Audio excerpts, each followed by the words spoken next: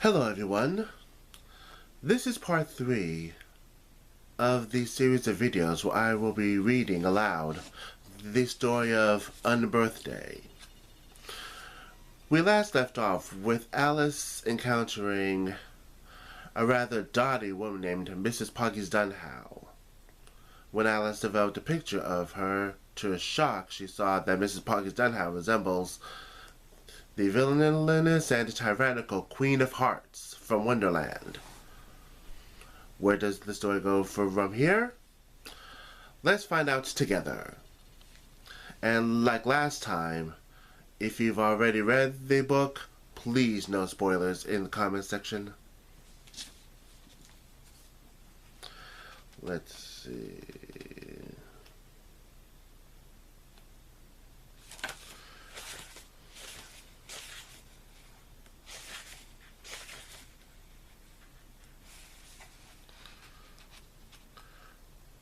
Here we go.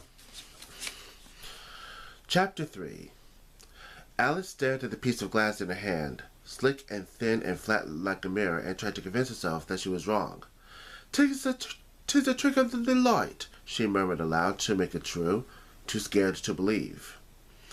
It was a smudge, a drip, a chemical defect, a distortion that was her fault somehow for not making sure the solutions were properly mixed and properly spread.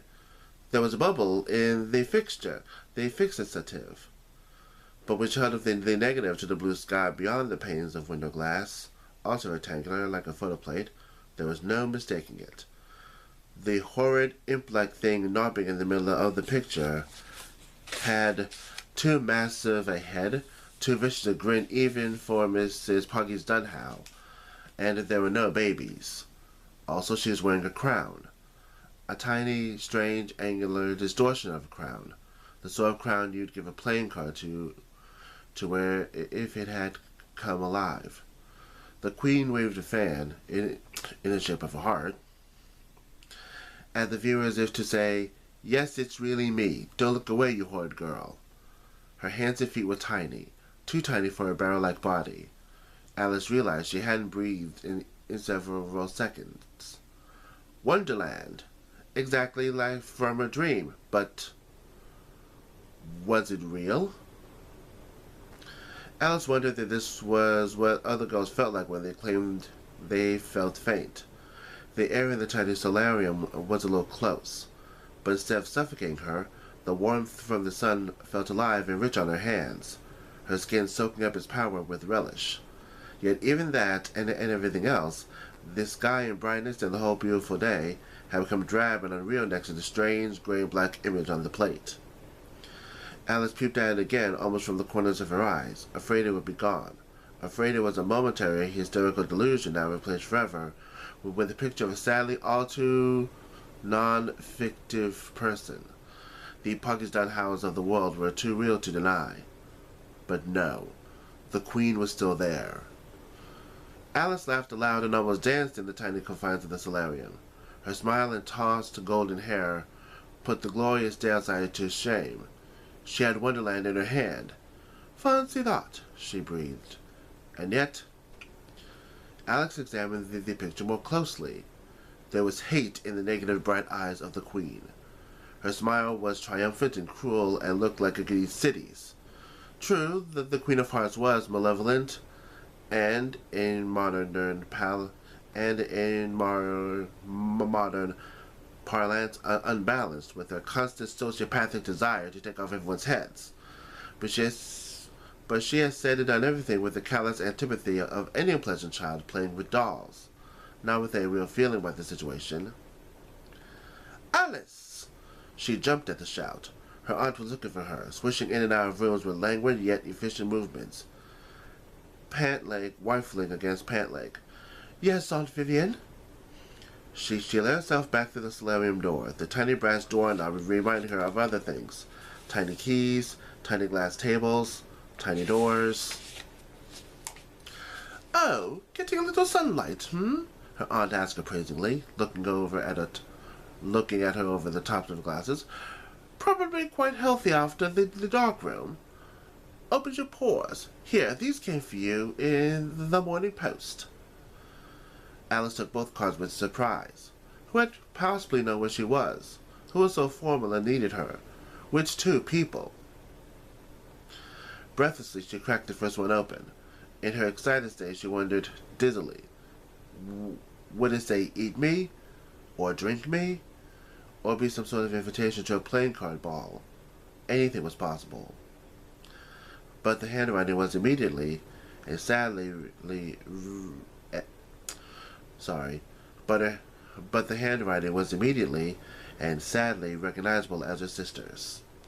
Quote, My dearest Alice, you did not let me finish speaking at breakfast in your haste to go running off to our aunt's. You will be delighted to hear, I am certain, that Mr. Hedgestruth will be visiting with us during receiving hours. More than that, however, he will be bringing his good friend Mr. Richard A. Coney, whom I was also telling you about at breakfast. Let me refresh your memory on the fine attributes of Mr. Coney in case you have forgotten. He is very educated, intelligent young fellow, destined for great things in our party and the world in general. His hair is a brilliant platinum to your golden, and I am certain you two will get along famously. We will be receiving them at noon. A light tea will be served. Ever yours, Mathilda. No, Alice said, her disappointment so severe it felt like gastric distress. Or perhaps that was merely the mention of Coney. Absolutely not. I don't blame you, her aunt said, having read the note over her shoulder. Sounds ghastly and Borgias. With something like feverish desperation, Alice cracked open the other card. In the best of all possible worlds, there would be a tiny etching of a rabbit on it. There was not. Alice, dear, please do not bother yourself in making up an excuse that we would never believe anyway. Come, or we shall never hear the end of it from your sister, your loving mother. Vivian let out a terribly unsophisticated bark of laughter. She's got you there. Butts and cuts, Alice swore, crumpling her hands in fists. Bloody language, her aunt said, tisking. You had better go, otherwise I doubt you'll ever be allowed over here again. But the other film plates, Alice cried desperately. I want to see them. They're almost dry. Let's do have a peek first. They shall be waiting for you when you're done. Oh no, I can send them over in the late post, or by errand boy, along with your camera. Come along, you have to hurry if you want to make it home in time. And you must never let them see you run, of course. But Alice did run. She ran as fast as her leather shoes, corset, and crinoline let her. She felt strangely naked without a camera satchel, but at the same time light and free. The only thing she carried was the glass plate of the Queen of Hearts. It didn't quite cut her hand as she gripped the sharp edges. Her hair tucked in its hastily reassembled chignon. Her arms spread out behind her like wings for a moment. Memories of the freedom of chasing a white rabbit and think of nothing else but catching him. As she rounded the corner to her house, she slowed and adjusted her breath, slowing it well. She swept her hands back over her hair to neaten it. Not that she really cared, but she didn't want to hear her sister making nasty little remarks about it. Sedately and calmly, she strolled up the cobbles and let herself in. Everyone was ready in the sitting room and looking up at her expectantly. She approached. The men stood. First and foremost was Corwin Hedgestruth, Mathilda's, quote, young man, older than her by 7 years, a smidgen of overburdened with health and wealth. He was overall light brown in his jacket, trousers, waistcoat, hair, skin, and eyebrows, like a happy rodent. Obstinate lips rested uneasy when they weren't moving, which was almost always. Next to Hedgestruth was a younger man, almost his direct opposite. He was so pale as to be milky, with light blue eyes that would have been gorgeous had they not been framed by red lids and nearly invisible eyelashes. His hair, an extremely acceptable shade of gold, had so much pomade in it that it looked crunchy. "We were expecting you," Mathilda said pleasantly. She was wearing the medium blue dress with rosettes at the necklace that she thought was especially fetching on her. And was that a hint of powder on her face? On Mathilda?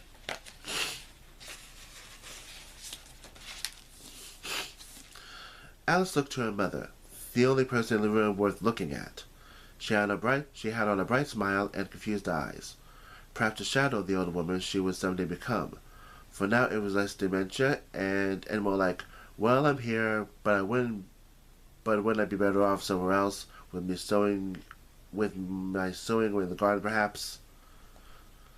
Alice's father was nowhere to be found. He didn't like young men coming after his girls and had decided the future could be avoided by avoiding young men in general. Yes, of course, Alice said. How do you do? She extended her hand politely to Mr. Henstooth's friend. Richard Coney, the man said, bending over and kissing her hand instead of shaking it. Alice gave her mother another look. Her mother covered her mouth with her fingers, hiding a mischievous smile that hinted at the girl she was. Alice groaned inwardly. She would get no help there. Your sister has told me so much about you. Really? Alice said neutrally. How positively of her. No one noticed the lack of adjective. Quite rightly, she assumed each would fill in whatever he or she thought sounded most appropriate. Oh, let us have some tea, her mother said, ringing the little bell next to her. And I know it's a bit early for a heavy bite, but Mrs. Enderby just made a tray of macaroons. That sounds delightful, Mother, Mathilda said. Alice didn't say anything. She was trying to sneak another look at the glass plate in her hand. Here she was stuck having tea with two of the most boring men she'd ever met, she assumed, when all of Wonderland was out there waiting for her. What do you have there? Her sister asked. Might you not share it with us? Oh, it's just a picture I developed at Aunt Vivian's. It didn't come out the way I had expected, Alice said, holding up the glass and trying to tilt it back and forth specifically so no one could focus on the image. It's Mrs. Poggy's Dunhow, Mathilda said, her sharp eyes seeing it immediately. And it's your grandnieces. What an odd subject. I salute you for your charity. Alice frowned and looked back at the plate. No, for her it was still just a singular Queen of Hearts. Fascinating. You're one of those photo fiends, eh? Cooney said, not even bothering to take a look. Snapping pictures of everyone everywhere. I beg your pardon. I always ask permission. I would never invade anyone's privacy. Richard has a hobby too, Henstooth said broadly and awkwardly, perhaps competing in some unknown competition for worst segue ever. He helps print up and distribute pamphlets for Ramsbottom's campaign. He is the campaign manager, along with Quagley Ramsbottom. He's even organizing the big rally next Tuesday. Do tell, Alice said, not even trying not to sound bored. She turned her attention to Mrs. Enderby, who had come in with the tea tray. Her mother didn't offer to pout, looking distractedly out the window, probably thinking of birds. Ramsbottom is the man to go with. England is changing, Coney said, taking up the new topic excitedly. We're in a time of great upheaval. Factories everywhere, new technologies, unparalleled growth. Why, the very definition of labor is changing. It's a tremendously exciting time to be alive.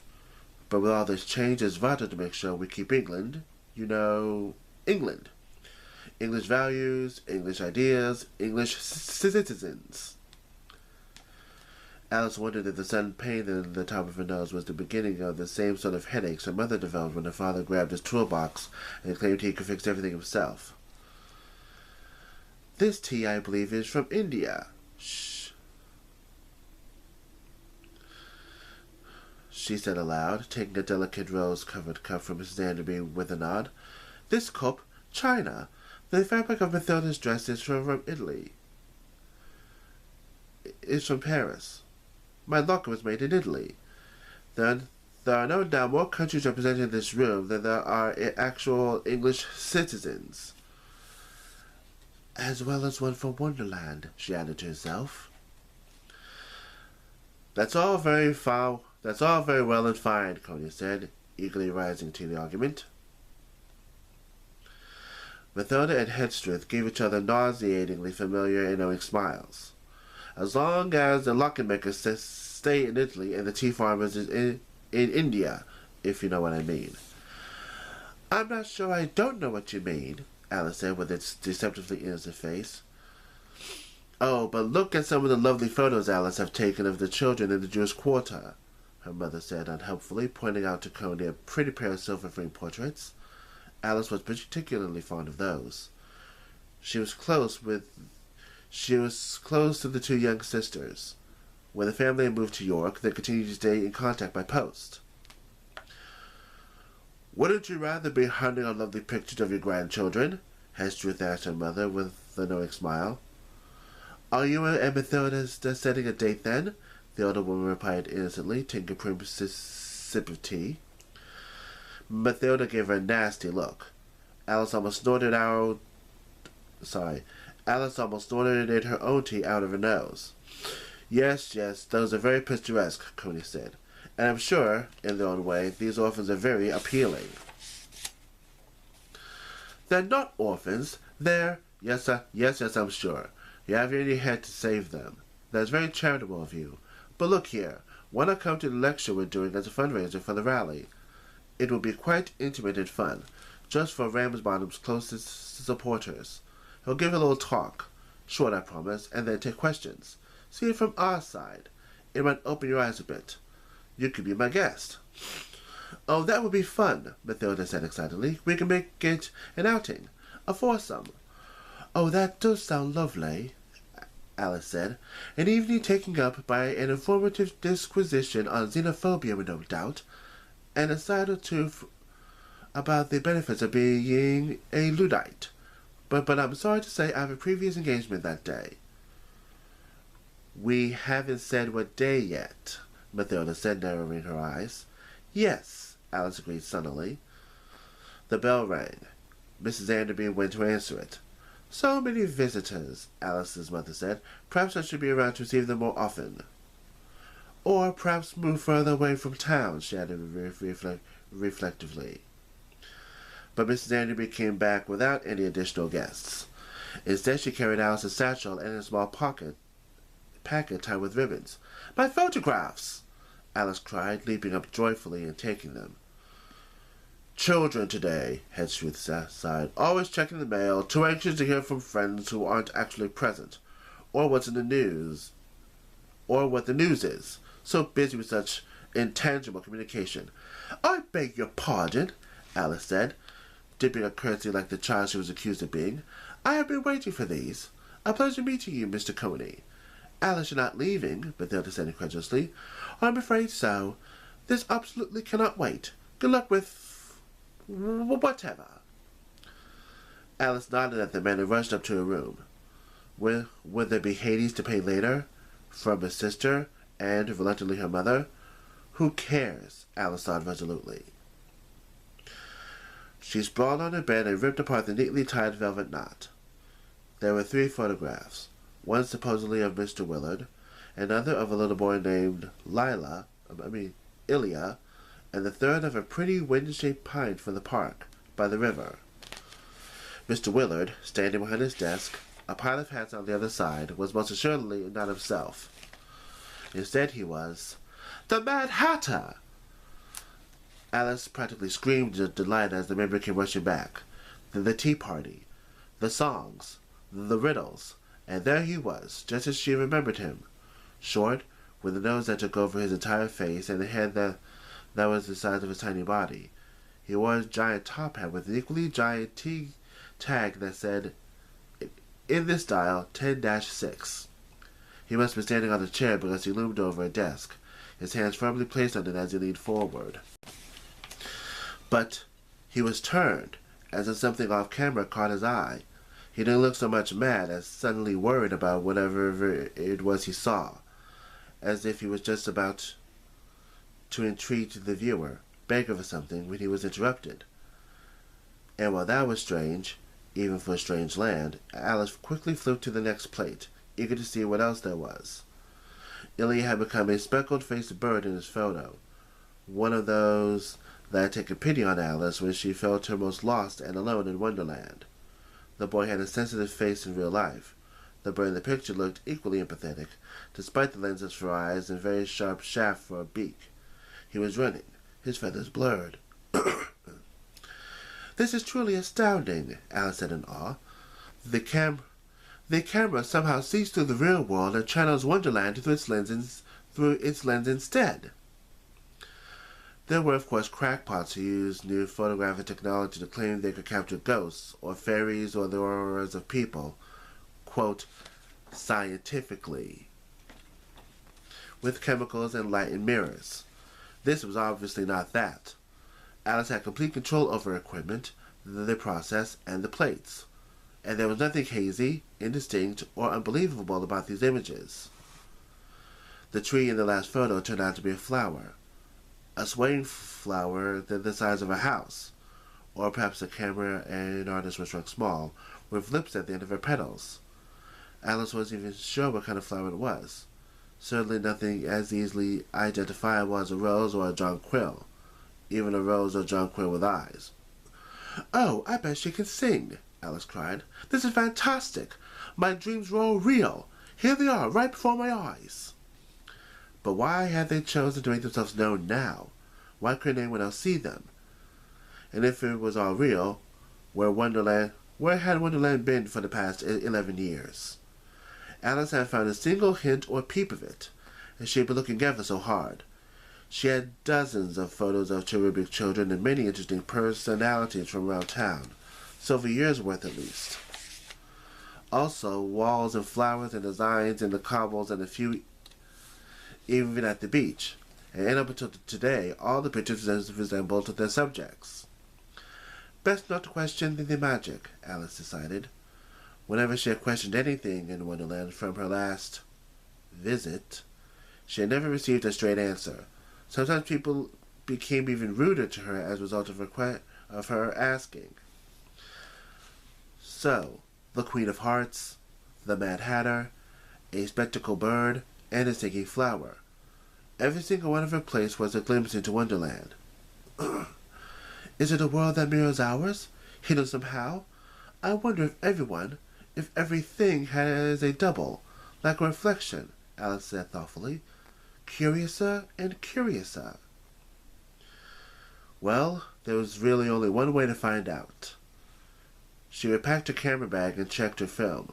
There were 4 dry plates left. Only 4. Time to order or make more. Dinah, who had quite profitably spent the morning on the end of Alice's bed and hadn't moved an inch since, watched her mistress with one lazy half-open eye. "Dinah, of course! I'll bet you're the Cheshire!" Alice cried, nuzzling her nose into that of the grand dame.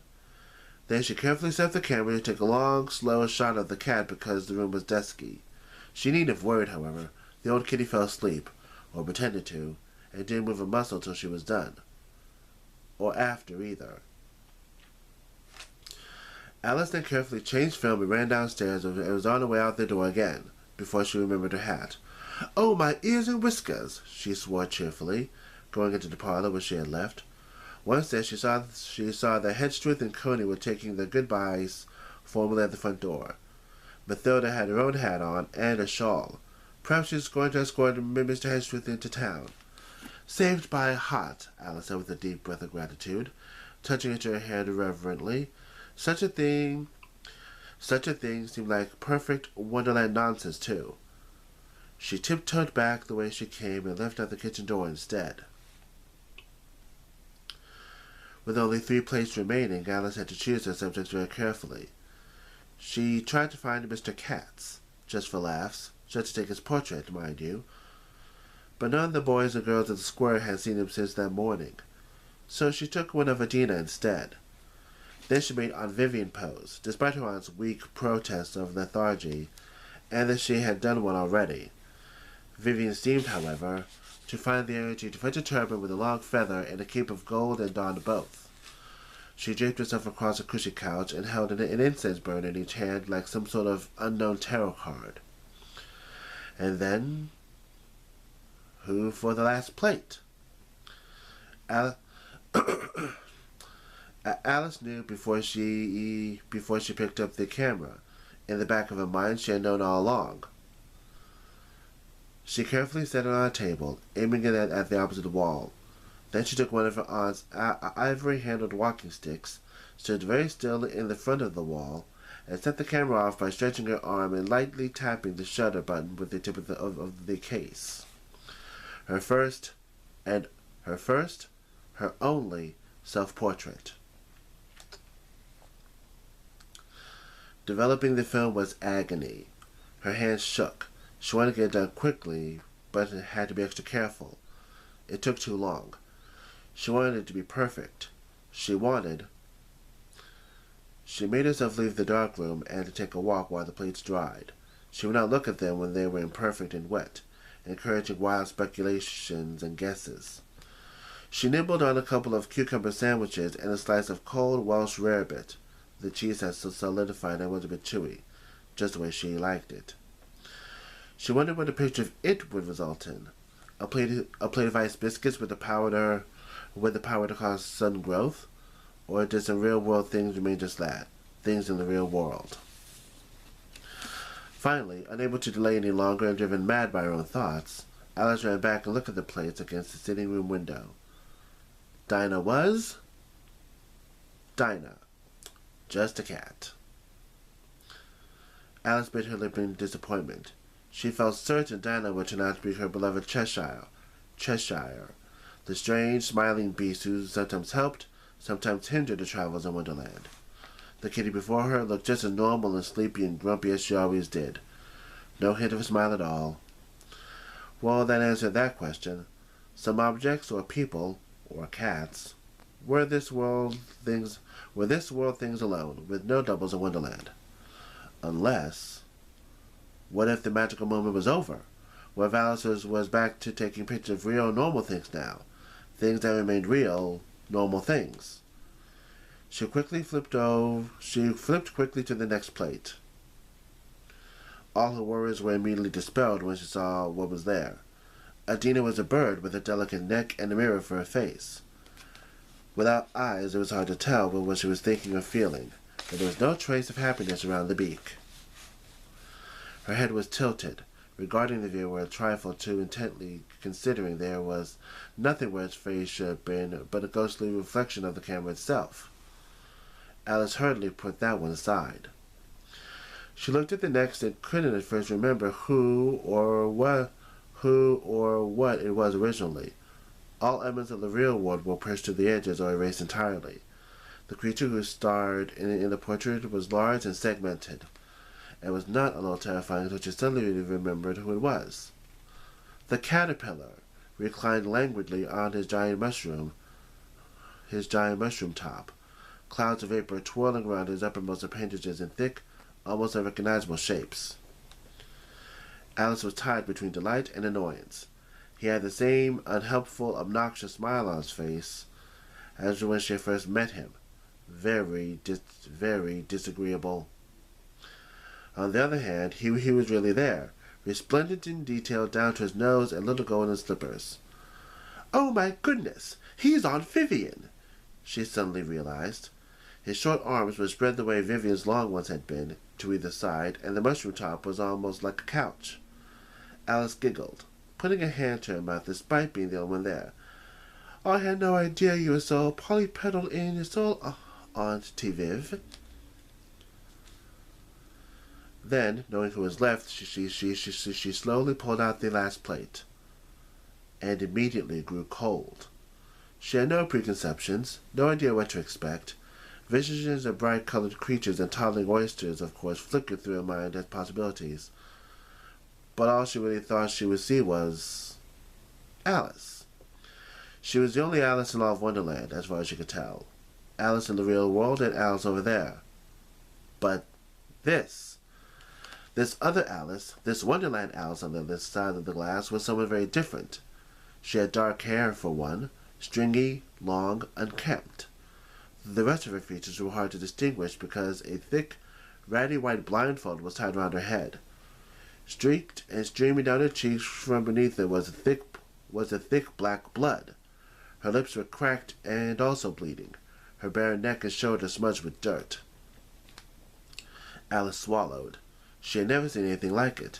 Even at the theater, the blood was bright red and flowed easily and didn't kick up so. This was not a tableau. This was not fake blood. It was all too real, like something out of a scene of war, of a horror story, of a nightmare far worse than anything Alice ever had. And then the picture moved. Suddenly the other Alice was either screaming or grinning. Impossible to tell which, with her teeth outlined in more blood, her lips pulled away from them. She was holding up a banner that was delicately pinned, despite the poverty of her apparent surroundings. Merry Unbirthday. And that's the end of chapter 3. A rather long chapter.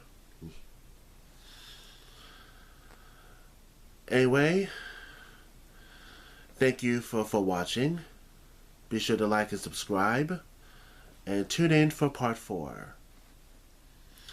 In the meantime, stay big, everyone.